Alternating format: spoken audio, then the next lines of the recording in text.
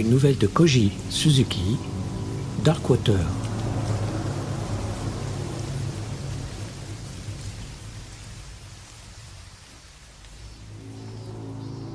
Brusquement, Yoshimi Matsubara cessa de boire le verre d'eau qu'elle tenait à la main.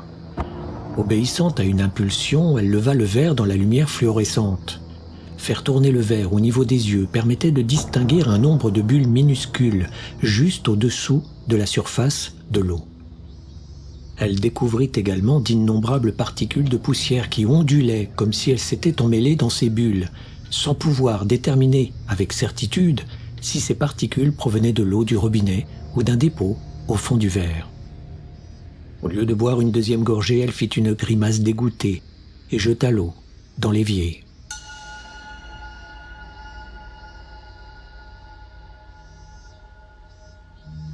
Aucun doute, l'eau d'ici avait un autre goût. Il y avait maintenant 3 mois qu'elle avait quitté la maison qu'elle louait à Musashino pour emménager dans cet immeuble de 7 étages, construit sur un terrain gagné sur la mer. Mais Yoshimi avait beau habiter ici depuis un certain temps, elle n'arrivait toujours pas à s'habituer à l'eau du robinet. Le fait qu'elle ait bu une gorgée s'expliquait par un manque de précaution dû à la force de l'habitude. Pourtant, l'odeur qui lui assaillait les narines et évoquait d'abord le chlore, qui était en fait très différente, l'empêchait presque systématiquement de terminer son verre. Ikuko, sa fille âgée de bientôt 6 ans, l'attira de ses pensées. « Maman, je veux aller tirer des feux d'artifice !» cria-t-elle depuis le canapé du salon. Des camarades de l'école maternelle lui avaient fait cadeau de feux d'artifice et il lui tardait de sortir avec sa mère pour qu'elle l'aide à les préparer. Yoshimi, le verre toujours à la main, était trop préoccupée et resta sourde à la demande de sa fille. Ses pensées étaient à présent concentrées sur les diverses étapes par lesquelles devait passer l'eau de la rivière Tonné avant de couler au robinet. Tandis qu'elle suivait mentalement chaque portion du parcours de la rivière et le comparait à celui qu'empruntait l'eau qui arrivait à Musashino, bizarrement, des images d'eau noire, stagnantes et nauséabondes lui vinrent à l'esprit. Elle ne se souvenait plus très bien à quelle époque le site avait été comblé et reconquis sur la mer pour construire ses appartements. Pas plus d'ailleurs qu'elle n'avait l'idée du chemin tortueux parcouru par les canalisations d'eau entre les îles. Il était indiqué que la portion de terre récupérée sur la mer, où elle vivait désormais, n'existait pas encore à la fin des années 20 et au début des années 30.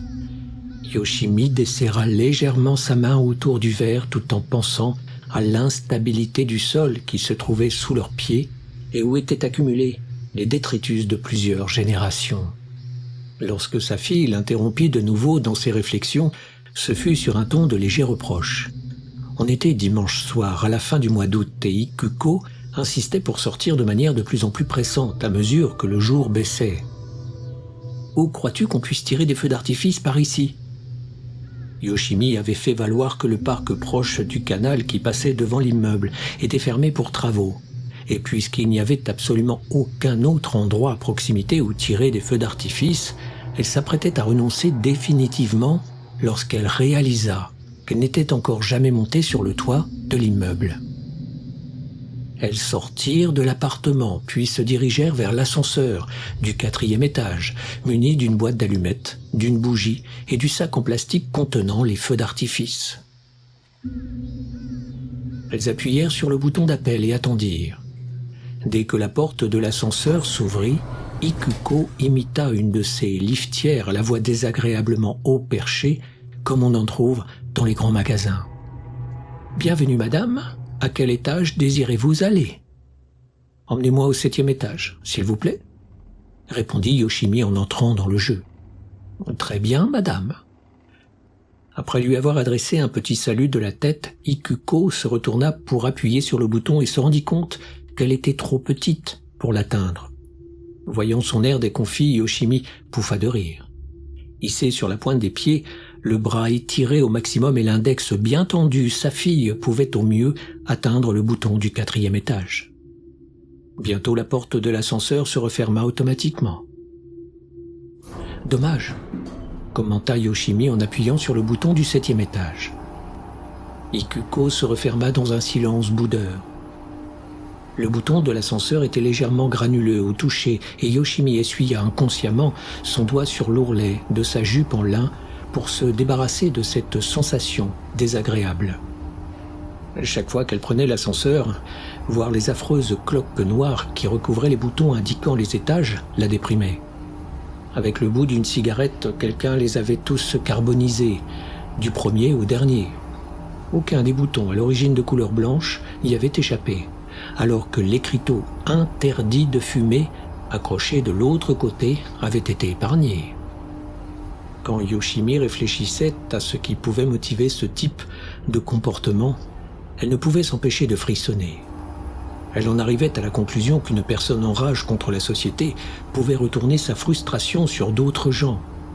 Mais ce qui la terrifiait le plus, c'était qu'il ne faisait absolument aucun doute que cet homme, car elle n'arrivait pas à imaginer le coupable, autrement que sous les traits d'un homme, utilisait l'ascenseur de l'immeuble où elle vivait avec sa fille. En tant que femme seule, elle ne se débarrassait jamais complètement d'une angoisse lancinante quant à ce qui pouvait arriver. Ce qui ne signifiait pas pour autant qu'elle avait besoin d'un homme dans sa vie. Les hommes, elle en avait soupé pour sa vie entière. Pendant les 2 années où elle avait vécu avec son mari, à aucun moment elle ne s'était sentie protégée. Il y avait 4 ans et demi qu'ils étaient séparés. Le divorce avait été prononcé au bout d'1 an et apprendre que leur séparation était officielle lui avait procuré un immense soulagement.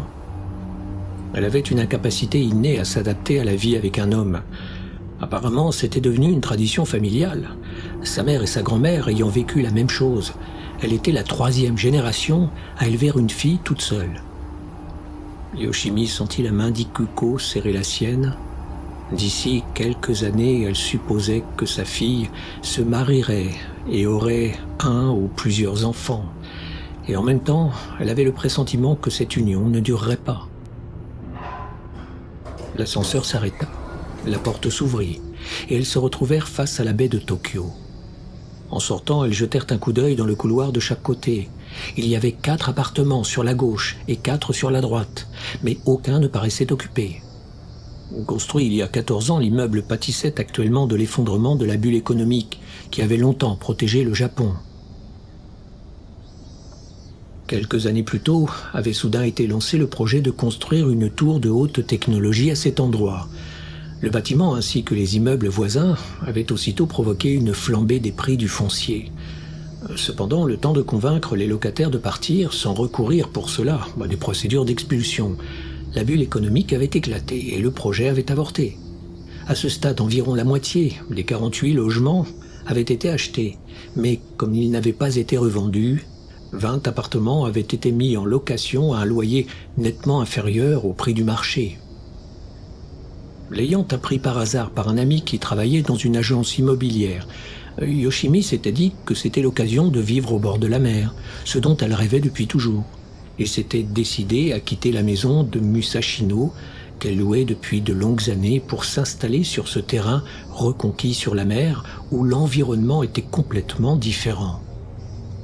Elle ne supportait plus de vivre dans une maison imprégnée de la présence de son mari, et maintenant que sa mère était morte, ce serait plus simple pour elle et sa fille de vivre dans le quartier de Minatoku, où les écoles maternelles étaient beaucoup plus nombreuses.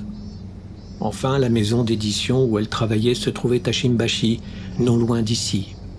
Le principal avantage de cette nouvelle adresse était par conséquent qu'elle pourrait consacrer le temps qu'elle passait auparavant dans les transports à s'occuper de sa fille. Mais en emménageant dans l'immeuble, Yoshimi s'était rendu compte que la plupart des propriétaires avaient acheté des appartements à titre d'investissement. En fait, comme la majorité d'entre eux n'avaient jamais eu l'intention de vivre ici, bon nombre d'appartements avaient été transformés en bureaux. Aussi, le nombre de personnes présentes dans l'immeuble diminuait-il chaque soir considérablement. 5 ou 6 locataires vivaient seuls dans leur appartement. La seule famille de l'immeuble habitait au 4e étage, au numéro 405, qui n'était autre que l'appartement de Yoshimi. Le concierge lui avait raconté qu'une famille dont la fille était du même âge qu'Ikuko avait vécu au 2e étage, mais ils avaient déménagé l'an dernier à la suite d'un drame familial ou une histoire de ce genre. Depuis, aucun autre enfant n'avait habité dans l'immeuble jusqu'à ce qu'Ikuko et sa mère emménagent 3 mois plus tôt. Yoshimi scruta l'étage désert à la recherche d'un escalier qui conduirait sur le toit. À droite de l'ascenseur montait une volée de marches qui devait déboucher sur la terrasse. Tenant la main d'Ikuko, qui la suivait de près, Yoshimi s'engagea, la première dans l'escalier abrupt. En face de la salle des machines de l'ascenseur, il y avait une porte en fer très épais. Comme elle n'avait pas l'air fermée, Yoshimi essaya de tourner la poignée, poussa la porte, étonné de la voir s'ouvrir avec tant de facilité. L'endroit qu'elle découvrit n'était pas tout à fait assez grand pour être qualifié de terrasse. La surface ne devait pas faire plus de 30 ou 40 mètres carrés. Des piliers en béton délimitaient les 4 angles, et l'ensemble était entouré par une balustrade qui arrivait à peu près à mi-taille. Quand Ikuko s'en approcha, Yoshimi ne la quitta pas des yeux une seconde. Si jamais sa fille se penchait pour regarder en bas, elle craignait que le poids de sa tête suffise à la faire basculer par-dessus bord. C'est donc là, sur cette plateforme, qu'elles allumèrent les feux d'artifice, dans la pénombre de plus en plus enveloppante d'une soirée calme et sans vent. Les étincelles rouges des fusées zébraient le ciel obscur. En bas à droite, les lumières de la rue se reflétaient en scintillant dans les eaux sombres du canal. De l'autre côté, elles apercevaient le Rainbow Bridge, qui serait bientôt achevé et relierait Shibaura à Daiba. Bordé par la lueur rouge des réverbères, le sommet du pont suspendu brillait d'un éclat intense qui évoquait presque davantage un feu d'artifice que leur propre timide tentative. Yoshimi profitait de la vue dont on jouissait de là-haut, tandis qu'Ikuko poussait des cris de joie éblouis par la beauté des petites fusées qu'elle lançait en l'air. Une fois la trentaine de feux de Bengale réduits à l'état de cendres, elles se préparèrent à redescendre dans l'appartement. C'est alors qu'elles firent une découverte, toutes les deux en même temps, juste avant de s'engager dans l'escalier. Le mur qu'il fallait franchir pour atteindre les marches était aussi celui de l'auvent qui abritait la citerne d'eau approvisionnant l'immeuble. À côté d'un petit tuyau d'évacuation qui courait en bas de ce mur, elles aperçurent quelque chose qui ressemblait à un sac. Quelqu'un avait dû le laisser tomber, même s'il donnait plutôt l'impression d'avoir été posé là que d'être tombé par inadvertance. Mais qui, dans cet immeuble, était susceptible de monter jusque sur le toit et d'y laisser un sac? Ikuko le ramassa la première. Aussitôt, elle laissa échapper un petit cri de surprise. « C'est Kitty !» marmonna-t-elle. Bien qu'il soit difficile de voir dans la pénombre, elle ne s'était pas trompée. Ses dires se trouvèrent confirmés lorsqu'elle brandit le sac vers la lumière que diffusaient les réverbères en contrebas. C'était un petit sac en vinyle bon marché, décoré du personnage de Kitty sur le côté. Le vinyle rouge vif se cabossa sous ses mains. Ikuko lui redonna sa forme initiale et ouvrit la fermeture à glissière pour voir ce qu'il contenait. « Donne-moi ça », ordonna Yoshimi en prenant le sac des mains de sa fille. Du temps où sa mère était vivante, elles allaient souvent se promener toutes les 3 dans les collines autour de Musashino. Au cours de ces balades, il leur arrivait de trouver des objets perdus ou mis au rebut qu'elles rapportaient chez elles. Qu'une personne de la génération de sa mère pense que les gens ne connaissaient plus la valeur des choses paraissait normal. Son attitude n'avait rien de surprenant. Et pourtant, Yoshimi ne supportait pas de voir sa fille fouiller dans les ordures. Ce sujet lui avait d'ailleurs valu de constantes disputes avec sa mère. Maintes fois, Yoshimi avait expliqué à sa fille les avantages et les inconvénients qu'il y avait à ramasser des objets. Elle avait essayé de lui faire comprendre que ce n'était pas bien de prendre quelque chose, quoi que ce soit, qui ne lui appartenait pas. La mère de Yoshimi désapprouvait une telle sévérité et reprochait à sa fille de se montrer aussi excessive. Maintenant que Yoshimi avait pris le sac, il lui fallait décider ce qu'elle allait en faire. D'après sa forme, il devait contenir quelque chose d'anguleux, mais sa rigueur méticuleuse lui interdisait d'ouvrir le sac pour examiner ce qu'il y avait à l'intérieur. Aussi décida-t-elle qu'il valait mieux aller voir le concierge et lui demander son avis. Le concierge était un veuf du nom de Kamiya. Il y avait 10 ans qu'il s'occupait de l'entretien de l'immeuble, depuis qu'il avait pris sa retraite d'une entreprise de transport. Cet emploi ne rapportait pas un très gros salaire, mais le logement était gratuit, ce qui était parfait pour un vieil homme vivant tout seul. Dès que Yoshimi lui remit le sac, M. Kamiya l'ouvrit et renversa le contenu sur le comptoir de son bureau. Il y avait là 3 jouets, comme ceux avec lesquels les enfants s'amusent en prenant leur bain. Une grenouille mécanique en plastique dont les 4 pattes s'agitaient quand on la remontait. Un petit ours avec une bouée de sauvetage et un gobelet en plastique rouge vif décoré du même motif Kitty que le sac. En découvrant ces jouets, Ikuko poussa un cri de joie et avança la main pour les prendre. Mais elle se ravisa aussitôt quand elle croisa le regard furibond de sa mère. « Comme c'est curieux !» commenta le concierge. Ce qui l'intriguait le plus n'était pas que quelqu'un ait laissé un sac sur le toit, mais que l'on puisse trouver des jouets dans l'enceinte de l'immeuble. « Vous pourriez mettre un mot pour essayer de retrouver le propriétaire ?» suggéra Yoshimi.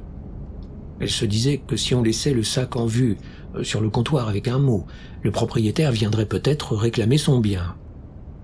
Oui, mais la petite Ikuko est la seule enfant dans l'immeuble. Pas vrai, Ikuko? Camilla s'attendait à ce que l'enfant confirme ses dires, mais elle était trop occupée à admirer le sac et le gobelet à l'effigie de Kitty. À voir son regard extasié, il n'était pas très difficile de deviner ce qui l'intéressait. Elle mourait d'envie de mettre la main sur le sac et les jouets. Son expression mélancolique déplut tellement à Yoshimi qu'elle attrapa sa fille par l'épaule et la força à s'éloigner de quelques pas du comptoir. « Vous m'avez dit qu'une famille avait habité au 2e étage », commença à dire Yoshimi. « Oui, en effet », répliqua M. Kamiya, en levant un regard surpris. « Ne disiez-vous pas qu'ils avaient une petite fille de 5 ou 6 ans ?»« C'est exact. Mais c'était il y a 2 ans de ça. » « 2 ans? Mais je croyais que vous aviez dit qu'ils étaient partis l'année dernière. » Le concierge se pencha et se gratta bruyamment la cheville.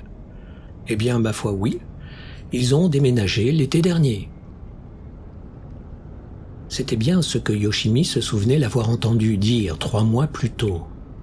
Apparemment, un drame avait obligé la famille qui vivait au 2e étage à s'en aller l'an dernier.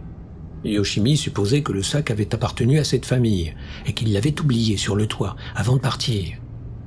Pourtant, il ne semblait guère possible que le sac ou les objets en plastique qu'il refermait soient restés exposés aux intempéries une année entière. Le sac, qui ne portait pas la moindre trace de poussière ou de moisissure, avait l'air flambant neuf, comme s'il avait été acheté dans un magasin le jour même. Son état impeccable contredisait l'hypothèse qu'il ait pu rester dehors aussi longtemps. Bon, d'accord, je vais le laisser quelque temps sur le comptoir. Nous verrons bien si nous arrivons à retrouver le propriétaire. Par ces mots, le concierge espérait mettre un terme à la conversation. Après tout, ce n'était qu'un sac bon marché, et il se moquait éperdument de trouver ou non à qui il appartenait. Cependant, Yoshimi ne s'éloigna pas du comptoir. Elle passa la main sur ses cheveux roux, hésitant à poser la question qui lui trottait dans la tête. « Si personne ne vient le réclamer, tu n'auras qu'à l'emporter », proposa M. Kamiya en souriant à Ikuko. « Non, ce ne serait pas correct », protesta Yoshimi en secouant vigoureusement la tête. « Si personne ne réclame ce sac, soyez gentil de vous en débarrasser. » Là-dessus, elle sortit en trombe de la loge, poussant sa fille devant elle comme pour l'éloigner au plus vite d'un objet horriblement contagieux. Une fois dans l'ascenseur, quelque chose continua néanmoins à la perturber. Elle avait évité le sujet du fameux drame survenu dans la famille pour ne pas donner l'impression de faire son miel des malheurs des autres. Mais la question continuait à la tarauder, et elle avait très envie de savoir quel malheur avait frappé cette famille.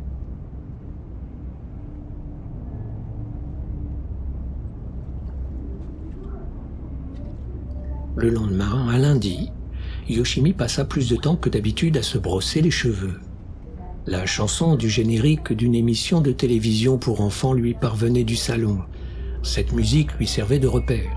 Elle savait qu'elle avait encore du temps devant elle avant de partir travailler. Elle déposerait Ikuko à l'école à 9 h, puis prendrait le bus qui partait juste en face et la conduirait en 20 minutes dans son bureau de Shimbashi. Le temps et l'énergie qu'il lui fallait pour aller d'ici à son bureau n'étaient rien comparé aux heures qu'elles avaient passées dans les transports lorsqu'elles vivaient à Musashino. Ce bénéfice, à lui seul, valait la peine d'avoir déménagé. Si elles avaient continué à vivre à Musashino, elles n'auraient pas pu mettre Ikuko à l'école maternelle et n'auraient probablement pas pu travailler. Elle pouvait toujours chercher un autre emploi, mais elle aurait du mal à trouver aussi bien que le poste de correctrice qu'elle occupait actuellement dans une maison d'édition. Non seulement ce travail lui permettait de se consacrer à l'univers de l'écrit, qui était l'une de ses passions, mais il n'y avait pas d'heures supplémentaires à effectuer, et il n'était pas indispensable de se mêler aux autres employés. En outre, le salaire était convenable. Ikuko déboula dans la chambre en brandissant un ruban rose et demanda à sa mère de lui attacher les cheveux. Le nœud qu'elle-même venait de faire avait glissé et sa chevelure retombait sur ses épaules. En coiffant sa fille, Yoshimi s'étonna de constater qu'elle avait hérité de ses gènes de façon aussi indubitable. Curieusement, elle ne s'en était encore jamais aperçue. Leurs visages identiques se reflétaient dans le triple miroir. Même cheveux à cajou, même peau très pâle, même tache de rousseur au-dessous des yeux. L'un de ces visages appartenait à une femme d'une trentaine d'années, l'autre à une petite fille qui aurait bientôt 6 ans. Des nouilles ? Yoshimi repensa au garçon qu'il avait dévisagé un jour au lycée avant de déclarer que ses cheveux donnaient l'impression que quelqu'un lui avait renversé un bol de nouilles sur le crâne. À cette époque, elle se détestait des pieds à la tête. Que ce soit ses cheveux naturellement bouclés, son visage, ses taches de rousseur ou son corps maigrelet. Ce qui n'empêchait pas de nombreux garçons de lui faire des déclarations enflammées, mais les compter ne lui étaient jamais venus à l'esprit, d'autant qu'elle ne comprenait pas ce qu'il lui trouvait. La seule conclusion qu'elle en tirait était que ses critères de beauté différaient radicalement de ceux des autres. Tout le monde s'extasiait sur la beauté de son petit minois parsemé de taches de son encadrées par de cheveux brun roux, une couleur peu répandue chez les Japonais. Mais elle ne comprenait pas pourquoi. Quand les garçons réalisaient qu'ils n'avaient droit qu'à son indifférence, ils se moquaient, dans son dos, de ses cheveux roux. La plupart des autres filles savaient nettement mieux s'y prendre. Elles pouvaient dire ce qu'elles pensaient sans encourir de remarques désagréables par la suite. Hiromi, une de ses amies de collège, était l'exemple même de ce type de fille. Dès que ses cheveux furent attachés, Ikuko adressa un bref merci à son reflet dans le miroir, puis retourna en vitesse devant la télévision. Yoshimi ne retrouvait aucune particularité physique ou attitude de son ex-mari chez sa fille. C'était d'ailleurs tout aussi bien. L'union physique entre un homme et une femme ne lui avait jamais paru agréable, et elle ne voyait pas comment décrire ça autrement qu'en parlant d'horreur. Ce n'étaient pourtant pas les discours sur le sexe qui manquaient de par le monde. Là encore, elle ne comprenait pas pourquoi et avait le sentiment qu'une barrière insurmontable la séparait des autres. Ils avaient un point de vue différent sur tout, aussi bien sur ce qui constituait la beauté et la laideur que sur la définition du plaisir et de la douleur. Le monde, tel qu'elle le percevait, était le plus souvent en totale contradiction avec celui que voyaient les autres. Lorsque son mari avait compris que sa femme refusait de satisfaire ses demandes, il s'était rabattu sur des plaisirs solitaires, jetant parfois négligemment ses mouchoirs en papier sous le canapé. Un jour où elle avait ramassé un de ses mouchoirs d'un geste automatique, elle avait senti un liquide visqueux sur ses doigts.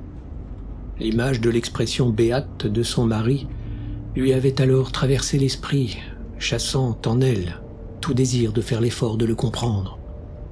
Dans ces moments-là, un frisson de dégoût mêlé de mépris parcourait tout son corps. La voix familière de la présentatrice de la télévision lui rappela qu'il était temps de se mettre en route pour l'école. Ikuko ouvrit la porte de l'appartement à toute volée et courut jusqu'à l'ascenseur pour appuyer sur le bouton d'appel avant sa mère. Arrivée au rez-de-chaussée, il n'y avait pas d'autre solution pour sortir de l'immeuble que de passer devant la loge du concierge. Le sac rouge était posé sur le comptoir. Yoshimi et Ikuko l'aperçurent en même temps. Le sac Kitty qu'elles avaient trouvé la veille sur le toit était là, fermé, avec un mot placé dessus. Objet perdu. Cherche toute information concernant le propriétaire. Merci de prévenir le concierge. Demandez Monsieur Kamiya.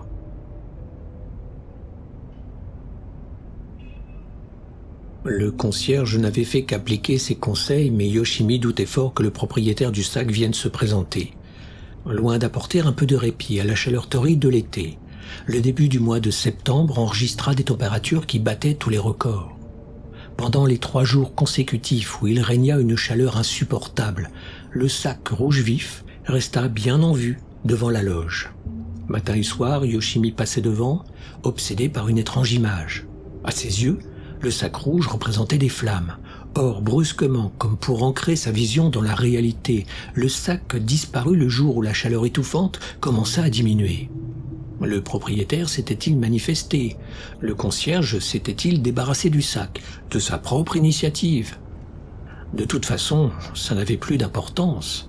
Le sac ne l'intéressait plus le moins du monde. En revanche, Yoshimi avait un autre sujet de préoccupation. Elle souffrait d'un état dépressif à cause de son travail.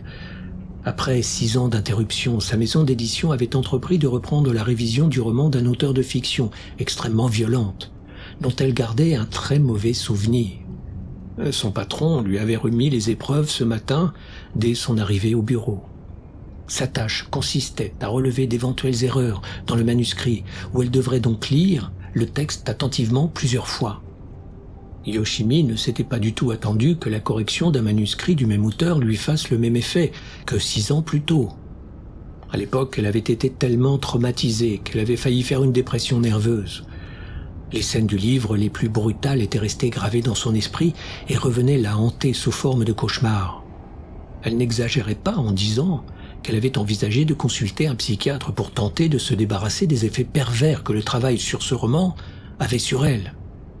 Prise de nausées à répétition, qui la démoralisait, elle avait perdu l'appétit et maigri de 4 kilos. Sans compter qu'il lui arrivait souvent de ne plus distinguer ce qui relevait du fantasme et de la réalité.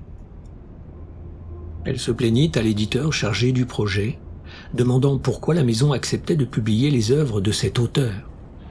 D'un air dédaigneux, le jeune homme, qui n'avait pas la trentaine, lui expliqua qu'il serait malvenu de se plaindre vu que l'auteur se vendait très bien et que c'était la seule chose qui importait. Une fois de plus, cette remarque ne fit que rappeler à Yoshimi qu'une barrière la séparait des autres. Débourser de l'argent pour lire un roman aussi répugnant lui semblait incroyable. La foule qui se pressait de l'autre côté de cette barrière raisonnait à partir de principes complètement différents des siens. Et comme si cela ne suffisait pas, l'année suivante, elle avait été écœurée de découvrir ce même roman, publié en livre de poche, chez un autre éditeur, dans la bibliothèque de son mari. Elle avait été envahie par une sensation proche de la terreur, immédiatement accompagnée de l'image mentale de son mari en train de savourer les fantasmes sanglants que suscitait le livre. Des événements comme celui-ci n'avaient bien entendu fait que renforcer sa résolution à divorcer. Yoshimi revit le sac rouge dès le lendemain, le samedi matin. Cette fois, elle tomba dessus de manière inattendue dans le local des poubelles réservé aux habitants de l'immeuble. Elle était descendue jeter des déchets non dégradables et avait soulevé le couvercle de la grande poubelle en polyéthylène. Le sac rouge était là, coincé entre 2 sacs en plastique noir. Elle était restée un bon moment à le regarder d'un air surpris, bien qu'il ne soit pas très difficile de deviner comment il avait atterri là. Le concierge l'avait jeté, en pensant qu'il y avait peu de chances que le propriétaire se présente. Comme si de rien n'était, Yoshimi lança son propre sac de déchetterie sur le sac rouge et replaça le couvercle sur la poubelle. Normalement, les choses auraient dû en rester là. Le sac serait emporté par une benne à ordures, avec le reste des déchets incombustibles destinés à remblayer un nouveau lopin de terre reconquis sur la mer. Le premier dimanche de septembre, Yoshimi et Ikuko sortirent faire des courses à l'épicerie voisine. Elles constatèrent que le prix des feux d'artifice avait considérablement baissé maintenant que la saison d'été touchait à sa fin. Le prix était d'ailleurs si ridicule que Yoshimi ne put repousser la demande d'Ikuko, sous prétexte que c'était trop cher. Voir disparaître les dernières fusées des étagères du magasin serait le signe que les dernières braises de l'été s'étaient finalement éteintes. Comme elle adorait l'été, Yoshimi ne résista pas, estimant que la disparition imminente de ces feux d'artifice avait quelque chose d'émouvant. Et ce soir-là, elle trouva tout naturel que sa fille veuille aller tirer des feux d'artifice encore une fois. Toutes deux montèrent sur le toit, à la même heure exactement que la semaine précédente.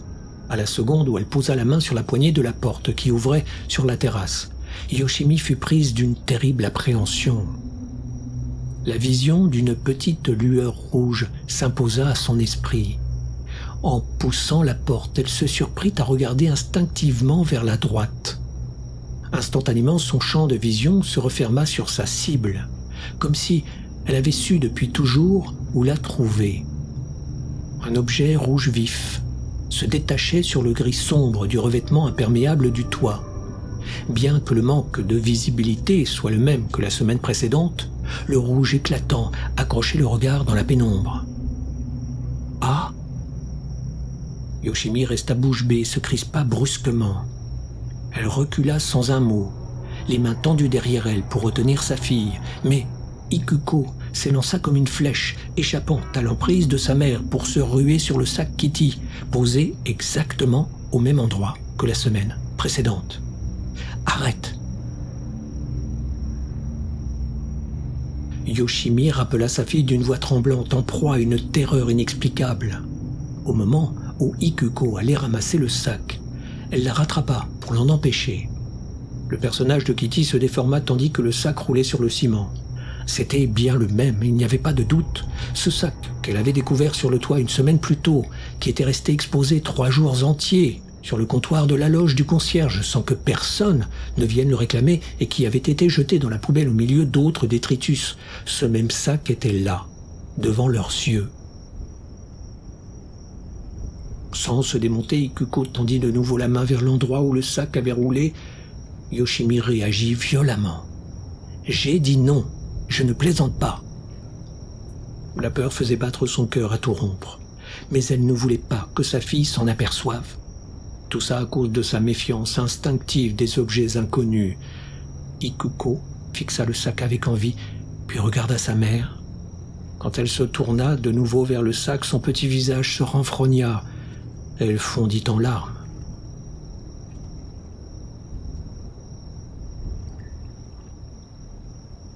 Ce soir, il n'y aurait pas de feu d'artifice.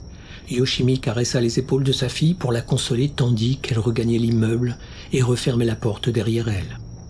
Pour rien au monde, elle n'aurait accepté de toucher à ce sac.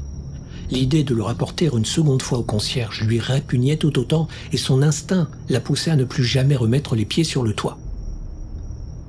Plus que tout, elle voulait comprendre comment une chose pareille avait pu se produire. La dernière fois qu'elle l'avait vu, le sac se trouvait au fond d'une poubelle. Alors comment était-il remonté sur le toit? Elle avait mal à la tête. L'expression revenue sur le toit, qu'elle venait d'employer inconsciemment, laissait entendre que le sac était animé d'une vie propre. De retour dans l'appartement, Yoshimi voulut mettre la chaîne de sécurité sur la porte, mais ses mains tremblotaient tellement qu'elles refusèrent de lui obéir. Ses jambes tremblaient également. Lorsqu'elle voulut retirer ses sandales, l'une d'elles valdingua dans l'entrée et renversa une paire de bottes qui appartenaient à sa fille. Ikuko remit les sandales et les bottes à leur place en lançant un regard en biais à sa mère. Son visage trahissait l'envie irrépressible qu'elle avait du sac, Kitty. Yoshimi sortit du bain la première et se sécha à l'aide d'une serviette. La voix assourdie de sa fille lui parvenait depuis la salle de bain. Elle ne sortirait pas de la baignoire tant qu'elle n'aurait pas rangé les jouets avec lesquels elle s'amusait dans l'eau. Elle avait en outre appris à toujours vider la baignoire après son bain. Enroulée dans une grande serviette, Yoshimi sortit une bouteille de lait du réfrigérateur et se servit un verre. Elle s'était fixée pour règle de boire un grand verre de lait chaque soir avant de se coucher. C'était excellent pour les intestins. Le temps qu'elle termine son verre, Ikuko était toujours dans la baignoire. Yoshimi se pencha vers la porte pour lui dire de sortir lorsqu'elle l'entendit parler toute seule et distingua des bribes de conversation. « C'était parce que je joue toute seule. Tout le monde te le dira. Teddy. Pas gentil. Mi n'est jamais. Je suppose. Yoshimi se dit que Mi devait être le nom d'une amie d'Ikuko. Pourtant, à sa connaissance, aucune de ses amies d'école ou du quartier où ils habitaient, à Musashino, n'avait un nom commençant par Mi. Avec qui Ikuko poursuivait-elle cette conversation imaginaire? Elle avait bien un petit camarade de classe prénommé Mikihiko, mais elle l'appelait toujours par son nom de famille. Yoshimi ouvrit la porte de la salle de bain. La pièce comportait une baignoire et des toilettes à l'occidentale. Une cuvette en plastique flottait sur l'eau dans la baignoire couleur crème. Au centre de cette cuvette, une petite serviette toute trempée se dressait en forme de colonne. On aurait dit une statue de Jizo, comme on en voit au bord des chemins, avec la tête inclinée sur le côté. Ikuko, qui avait mouillé et entortillé la serviette pour lui donner cette forme, lui parlait comme s'il s'agissait d'un camarade de jeu. Le filet d'eau qui s'écoulait du robinet formait une fine colonne d'eau. Quand la petite cuvette qui flottait dans la baignoire arrivait près de cette colonne, elle se mettait à pencher légèrement et à tournoyer sur elle-même. « Ikuko, qu'est-ce que tu fabriques ? Je sors de l'eau immédiatement. » Immergé dans la baignoire, l'enfant ne se retourna pas vers la porte pour répondre à sa mère. « Mais l'amie qui est avec moi adore être dans l'eau. Elle n'en sort jamais, jamais. » Une fois de plus, Yoshimi se demanda qui pouvait bien être l'ami en question. « Peu importe, dépêche-toi de sortir. » Ikuko déposa la cuvette dans le lavabo et se leva en soulevant une immense gerbe d'eau. Sa mère l'enveloppa dans une serviette et la serra contre elle. Bien qu'Ikuko soit resté longtemps dans l'eau chaude, ses épaules étaient toujours froides.